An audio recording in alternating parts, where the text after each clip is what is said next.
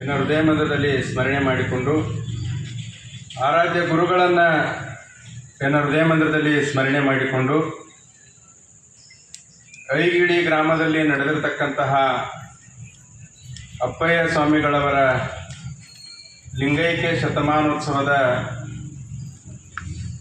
ಪ್ರಥಮ ವರ್ಷದ ಕಾರ್ಯಕ್ರಮದ ವೇದಿಕೆ ಮೇಲೆ ದಿವ್ಯ ಸಾನ್ನಿಧ್ಯವನ್ನು ದಯಪಾಲಿಸಿ ನಮಗೆಲ್ಲರಿಗೂ ಆಶೀರ್ವದಿಸುತ್ತಿರುವ ಪರಮ ಪೂಜ್ಯ ಶ್ರೀಮಣಿಪ್ರ ಡಾಕ್ಟರ್ ಅಲ್ಲಮ್ಮ ಪ್ರಭು ಮಹಾಸ್ವಾಮೀಜಿಗಳ ಪಾದಾರವಿಂದಗಳಲ್ಲಿ ಭಕ್ತಿ ಪ್ರಣಾಮಗಳನ್ನು ಸಲ್ಲಿಸಿ ಈ ಕಾರ್ಯಕ್ರಮದ ವೇದಿಕೆ ಮೇಲೆ ಆಸೀನರಾಗಿರ್ತಕ್ಕಂತಹ ಆತ್ಮೀಯ ಪರಮ ಪೂಜ್ಯರಾಗಿರುವ ಶ್ರೀಮಣಿಪ್ರ ಡಾಕ್ಟರ್ ಮಹಾಂತ ಪ್ರಭು ಮಹಾಸ್ವಾಮೀಜಿಗಳ ಪಾದಾರವಿಂದಗಳಲ್ಲಿ ಭಕ್ತಿ ಪ್ರಣಾಮಗಳನ್ನು ಸಲ್ಲಿಸಿ ಈ ಕಾರ್ಯಕ್ರಮಕ್ಕೆ ಸಾಕ್ಷಿಯಾಗಿರ್ತಕ್ಕಂಥ ಎಲ್ಲ ಅಪ್ಪಯ್ಯ ಸ್ವಾಮಿಗಳವರ ಸಮಸ್ತ ಸದ್ಭಕ್ತರೇ, ಮುದ್ದು ಮಕ್ಕಳೇ, ಪತ್ರಿಕಾ ವರದಿಗಾರರೇ, ನಿಮ್ಮೆಲ್ಲರ ಅಂತರಾತ್ಮಕ್ಕೆ ಶರಣು ಶರಣಾರ್ಥಿಗಳು. ಈಗಾಗಲೇ ಪ್ರಾಸ್ತಾವಿಕವಾಗಿ ಸಾಕಷ್ಟು ವಿಚಾರಗಳನ್ನು ಹಂಚಿಕೊಂಡಿದ್ದಾರೆ. ಅಪ್ಪಯ್ಯ ಸ್ವಾಮಿಗಳವರ ಲಿಂಗೈಕ್ಯ ಶತಮಾನೋತ್ಸವವನ್ನು ಯಾವ ರೀತಿಯಾಗಿ ಆಚರಣೆ ಮಾಡಬೇಕನ್ನುವುದರ ಬಗ್ಗೆ ವಿವರಿಸಿದ್ದಾರೆ. ನೀವೆಲ್ಲರೂ ಕೂಡ ಬಸವಣ್ಣನವರ ಅನುಭವ ಮಂಟಪದ ವಿಚಾರವನ್ನು ಕೇಳಿರ್ಬೋದು. ಬಸವಣ್ಣನವರು 12ನೇ ಶತಮಾನದಲ್ಲಿ ಅನುಭವ ಮಂಟಪವನ್ನು ಬಸವ ಕಲ್ಯಾಣದಲ್ಲಿ ಸ್ಥಾಪನೆಯನ್ನು ಮಾಡಿದರು.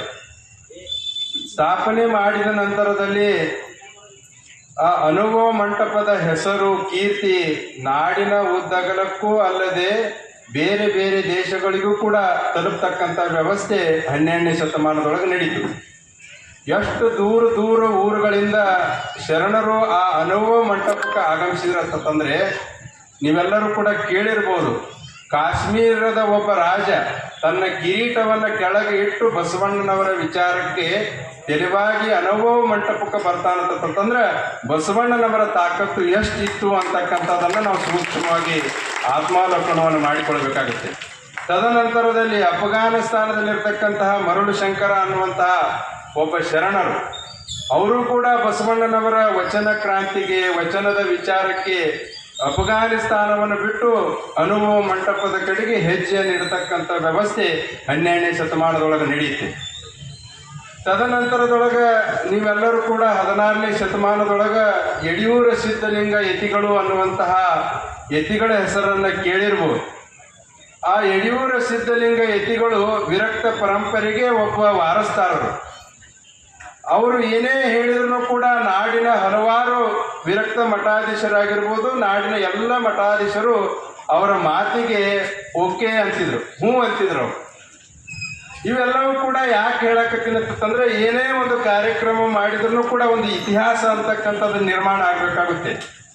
ಬಸವಣ್ಣನವರು ಅನುಭವ ಮಂಟಪವನ್ನು ಸುಮ್ಮನೆ ಸ್ಥಾಪನೆ ಮಾಡಲಿಲ್ಲ. ಕಾಯಕ, ದಾಸೋಹ, ಪ್ರಸಾದದ ಒಂದು ಮಹತ್ವಾಕಾಂಕ್ಷೆಯನ್ನು ಇಟ್ಟುಕೊಂಡು ಅನುಭವ ಮಂಟಪವನ್ನು ಸ್ಥಾಪನೆ ಮಾಡಿದರು. ನೀವೆಲ್ಲರೂ ಕೂಡ ವಿವೇಕಾನಂದರ ಹೆಸರನ್ನು ಕೇಳಿರ್ಬೋದು. 1893ನೇ ಇಸ್ವಿ ಒಳಗೆ ಅಮೇರಿಕಾದ ಚಿಕಾಗೋ ನಗರದೊಳಗೆ ನಮ್ಮ ದೇಶದ ಪ್ರತಿನಿಧಿಯಾಗಿ ಅವರು ನಮ್ಮ ದೇಶದ ಧರ್ಮದ ಪತಾಕೆಯನ್ನು ಹಾರಿಸ್ತಕ್ಕಂಥ ಕೆಲಸವನ್ನು ವಿವೇಕಾನಂದರು ಮಾಡ್ತಾರೆ. ವಿವೇಕಾನಂದರು ವಿಶ್ವ ಧರ್ಮ ಸಮ್ಮೇಳನದೊಳಗೆ ಭಾರತದ ಹೆಸರನ್ನು ತಮ್ಮ ಭಾಷಣದೊಳಗೆ ಪ್ರಸ್ತಾಪ ಪಡಿಸಿದಾಗ ಇಡೀ ಜಗತ್ತೇ ತಲೆಬಾಗ್ತಕ್ಕಂಥ ವ್ಯವಸ್ಥೆ ಅದು ನಮ್ಮ ಭಾರತ ದೇಶದ ಒಂದು ಹೆಮ್ಮೆ ಅನ್ನುವಂಥದ್ದನ್ನು ನಾವು ಯಾರೂ ಮರೀಬಾರ್ದು. ಇವೆಲ್ಲವೂ ಕೂಡ ಒಂದು ಇತಿಹಾಸ, ಒಂದು ಹೆಸರು ಅನ್ನುವಂಥದ್ದನ್ನು ನಾವೆಲ್ಲ ಅರ್ಥ ಮಾಡ್ಕೋಬೇಕಾಗತ್ತೆ. ಆ ನಿಟ್ಟಿನೊಳಗೆ ಮುರುಗೇಂದ್ರ ಶಿವಯೋಗಿಗಳ ಹೆಸರನ್ನು ಕೂಡ ನೀವು ಕೇಳಿರ್ಬೋದು. ಮುರುಗೇಂದ್ರ ಶಿವಯೋಗಿಗಳು ನಮ್ಮ ಅಥಣಿ ತಾಲೂಕಿನ ಒಬ್ಬ ಶ್ರೇಷ್ಠ ಮಹಾಶಿವಯೋಗಿಗಳು. ಆ ಮಹಾಶಿವಯೋಗಿಗಳು ಅಥಣಿಯೊಳಗಿದ್ದುಕೊಂಡು ಅಥಣಿಯಲ್ಲಿರುವಂತಹ ಅನೇಕ ಸದ್ಭಕ್ತರನ್ನು ಉದ್ಧಾರ ಮಾಡ್ತಕ್ಕಂತಹ ಕಾರ್ಯವನ್ನು ಪರಮ ಪೂಜ್ಯರು ಮಾಡ್ತಾರೆ. ನಂತರದೊಳಗೆ ನೀವೆಲ್ಲರೂ ಕೂಡ ಸಿರಸಂಗಿ ಲಿಂಗರಾಜರಂತಕ್ಕಂಥ ಒಬ್ಬ ಭಕ್ತರ ಹೆಸರನ್ನು ಕೇಳಿರ್ಬೋದು. ಸಿರಸಂಗಿ ಲಿಂಗರಾಜರು ತಮ್ಮ ಎಲ್ಲ ದಾನವನ್ನು, ಕೋಟ್ಯಾನುಗಟ್ಟಲೆ ಇರ್ತಕ್ಕಂತಹ ದಾನವನ್ನು ಕೇಲಿಗೆ ದಾನವನ್ನು ಮಾಡ್ತಾ ಇರತ್ತಂತಂದರೆ ಅದಕ್ಕೆ ಮೂಲ ಪ್ರೇರಣೆ, ಮೂಲ ಆಶೀರ್ವಾದ ಯಾರಾದರೂ ಇದ್ದರೆ ಅದು ಅಥಣಿಯ ಮುರುಗೇಂದ್ರ ಶಿವಗಳು ಅನ್ನುವಂಥದ್ದನ್ನು ನಾವು ನೆನಪು ಮಾಡ್ಕೋಬೇಕಾಗುತ್ತೆ.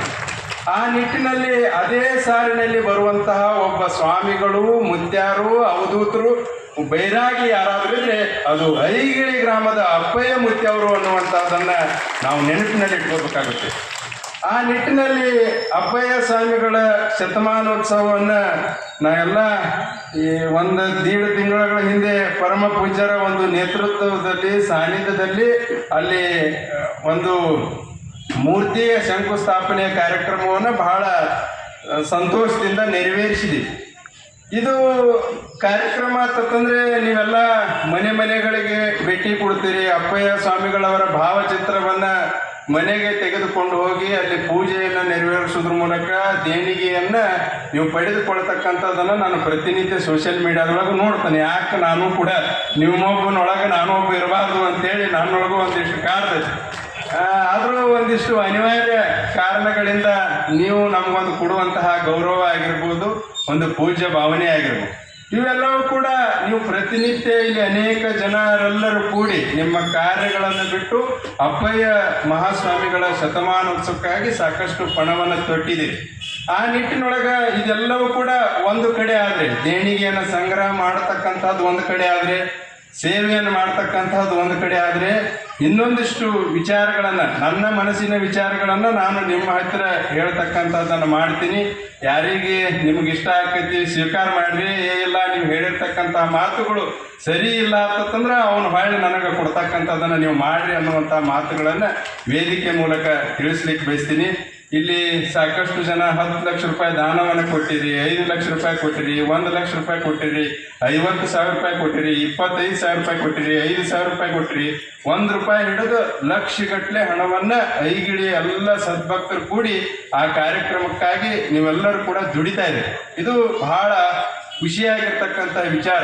ನಾಡಿನ ತುಂಬೆಲ್ಲ ನೀವೆಲ್ಲ ಸೂಕ್ಷ್ಮವಾಗಿ ವಿಚಾರ ಮಾಡಿದಾಗ ಒಂದೊಂದು ಭಾಗದೊಳಗೆ ಮಳೆಯ ಅಭಾವವಿದೆ, ಒಂದೊಂದು ಕಡೆ ಬಿತ್ತಣ ಆತಂತಂದ್ರೆ ಬಿತ್ತಣ ಆಗಿದ ಮ್ಯಾಗ ಮಳೆ ಆಗಿಲ್ಲ.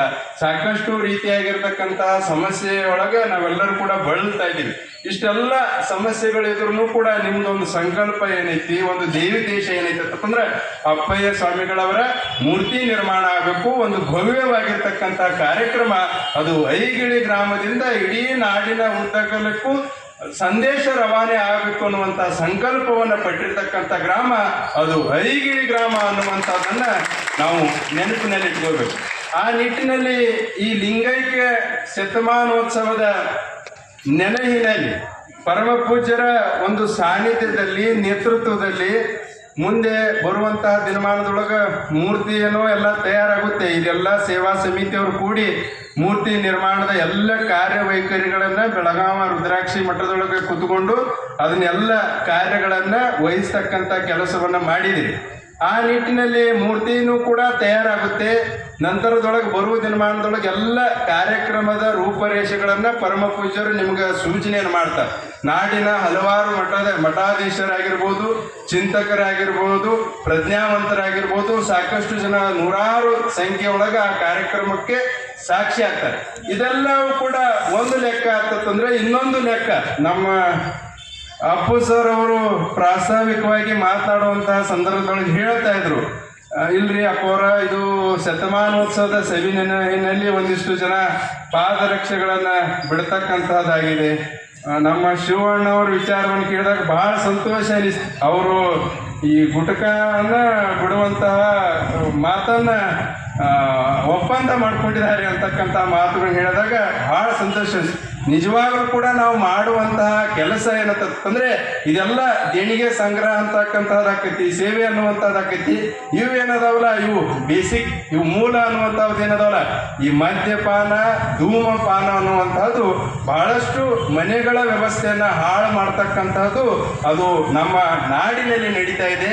ಇದನ್ನ ಯಾರು ದೂರ ಮಾಡ್ತೀರಿ, ಯಾರು ಧೂಮಪಾನವನ್ನು ಮಾಡತಕ್ಕಂಥವ್ರು ಇದ್ದೀರಿ, ಅಪ್ಪಯ್ಯ ಸ್ವಾಮಿಗಳವರ ಲಿಂಗೈಕ್ಯ ಶತಮಾನೋತ್ಸವದ ನೆನಹಿನಲ್ಲಿ ಇನ್ನು ನಾನು ಎಂದೂ ಕೂಡ ನನ್ನ ಜೀವಿತ ಅವಧಿ ಇರುವವರೆಗೂ ಕೂಡ ನಾನು ಎಂದೂ ಕೂಡ ಧೂಮಪಾನ ಮಾಡಲ್ಲ ಅನ್ನುವಂಥ ಸಂಕಲ್ಪವನ್ನು ಯಾರು ಮಾಡ್ತಾರೆ ಅದು ನಿಜವಾಗಲೂ ಕೂಡ ಅಪ್ಪಯ್ಯ ಸ್ವಾಮಿಗಳವರ ಒಂದು ಶತಮಾನೋತ್ಸವದ ಕಾರ್ಯಕ್ರಮಕ್ಕೆ ಒಂದು ಆದರ್ಶದ ವಿಚಾರ ಅನ್ನುವಂಥದ್ದನ್ನು ನಾನು ಹೇಳಲಿಕ್ಕೆ ಬಯಸ್ತೀನಿ.